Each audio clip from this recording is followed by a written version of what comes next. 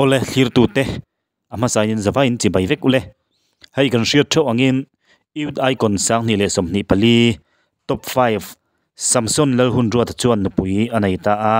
anu pui hi Gracie ni in bong kon venga achenga tuin jing dariat khan champhai kanan veng Presbyterian Caution Hall a anin kutsui ani Samson hi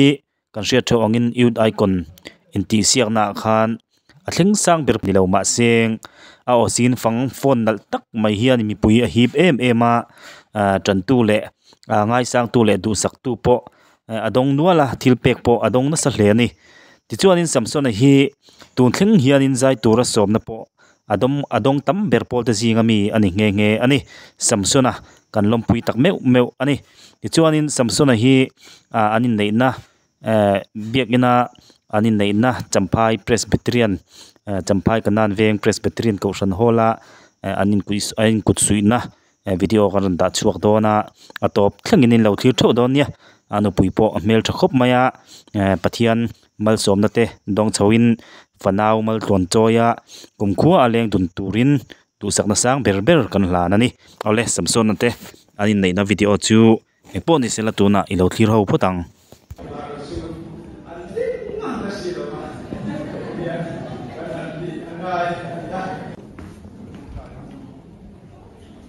Vale,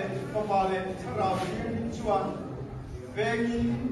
Walibin, Ompui Josela, Lapa Chuan, like the thing to Sakyo Rose, Satuan, Nea, Inter, in the Turin, Atharao Chuan, Vengin, Walibin, Kaishwese, Rose, Amen. Local Halawila, Halakula, Imai, Shikatu, Halakui, oh, she has also become local Halawila, and so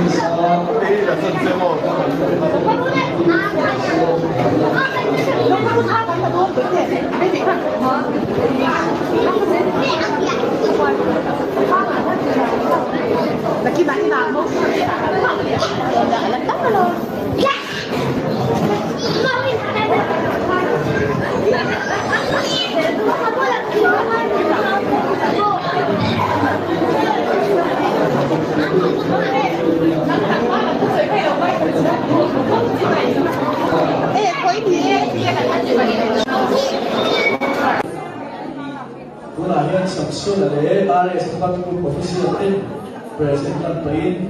Tangga Puilok Ala, Zobel, Yak, Tambel, the high to the party, looking at the video. So, what if you know in the quiz war,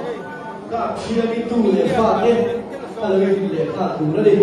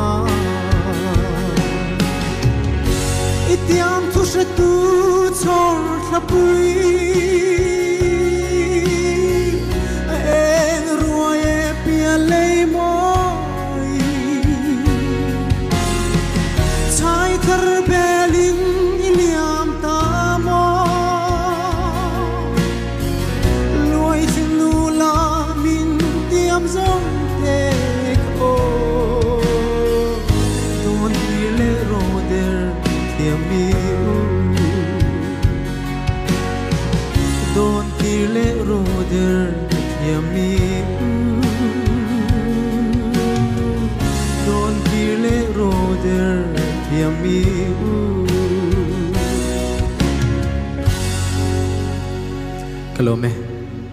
Vale, papale, Rabin, Chuan, Vegin, Walibin, Ombui, Jerusalem, Lapa Chuan, let the thing to Satur Rose, Satuan, Naya, Zer, in the Turin, Atara Chuan, Vegin, Walibin, Kaishwa Zer, Rose, Amen.